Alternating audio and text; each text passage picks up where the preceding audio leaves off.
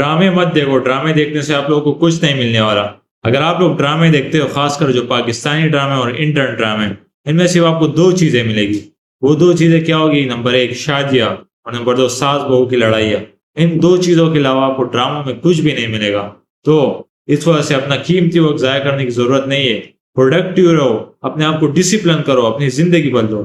ان چھوٹی موٹی چیزوں کو چھوڑو، یہ جو ڈراموں کے سامنے تم لوگ بیٹھے رہتے ہو اتنے بڑے بڑے ہو کر بھی، ڈرامے کو بالکل دفع کرو، ان کو ایکٹر کو دفع کرو۔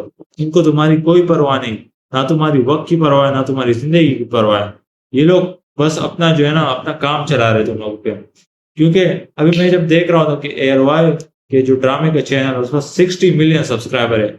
تم لوگ اتنے فارغ ہو، تم لوگ ان لوگوں کو دیکھتے ہو۔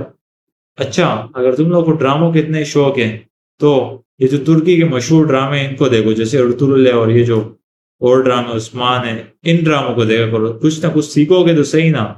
یہ فالتو کے ڈرامے کیوں دیکھ رہے ہو جس سے صرف وقت ضائع ہو رہا ہے اور کچھ بھی نہیں سیکھ رہے ہو؟ ڈراموں کا بالکل بائیکاٹ کرو، بولو مجھے دیکھتے ہی نہیں یہ ڈرامے، جاؤ۔ پھر اگر آپ لوگوں میں سے اگر کوئی بھی نہیں دیکھے گا نا تو ان کی انڈسٹری خود بخود ختم ہو جائے گی۔ اور اگر ڈرامے بنانے یہ ان لوگوں کو تو صحیح ڈرامے تو بنائیں۔ ہر ڈرامے کی سیم سٹوری ہے، ہر ڈرامے کی سیم سٹوری، کچھ بھی پروڈکٹیو نہیں ہے، وہی ایک ہی چیز ہے۔ تو لہٰذا ڈرامے دیکھنا فنش کر دو آج سے۔